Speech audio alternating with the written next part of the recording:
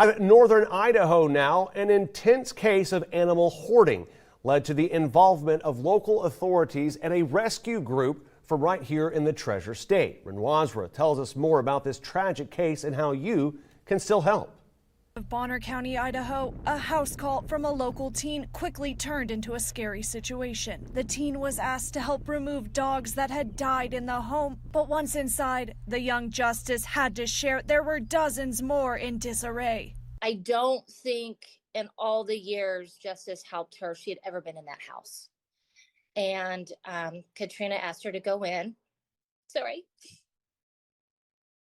And Justice said it was the most horrific thing she'd ever seen, and ran out of the house. And she came to me and told me what she had seen and that she could never go back there again. And I said, Justice, I'll take care of it. Charla says in Bonner County, they don't have an animal shelter or animal control, leading her to reach out to rescues, specifically for mini healers, and came across Heeling Hearts in Laurel, Montana. Cattle country for the cattle breed. The owner, Kendra Wold, immediately said she would help however she could and connected with Katrina. Talking to her on the phone, she was very nice and just said she was overwhelmed, to say the least. Said she had about 10 dogs to rehome to us. Kendra realized they would need more resources closer to Katrina quickly, bringing Freddie B into the pack. So I contacted Freddie. I said, I have a neighbor with a hoarding situation and she's in desperate need of help. 20 to 35 mini healers. Freddie was on it, like on the ball. I have a little bit of experience in what we did, but only on a much smaller scale. It turned out from what's supposed to be courtesy transport to the first and biggest rescue operation I've ever been involved with. Freddie called me and said that it was much more than 10 dogs. There was dogs running around everywhere. There was a deceased dog with a puppy eating on him.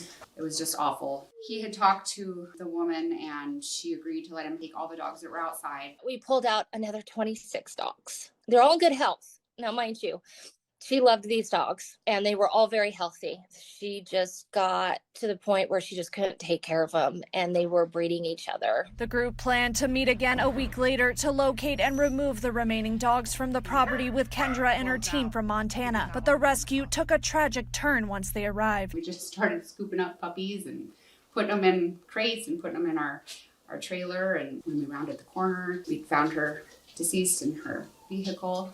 The coroner showed up, gave us release to go in the house, get the rest of the dogs, and we got every single one out, every last one safe. And it was just heartbreaking and heartwarming because the community came together to not only help this person, but to help these animals in need. Every single one he kissed and said, today is the first day of the rest of your life. Today's the first day of the rest of your beautiful life. I will do my best to make sure of it. People with the best of intentions, sometimes before they know it, it gets out of hand and then they realize, oh crud, I need help. She reached out to us when she realized that. Yes, she passed away from natural causes.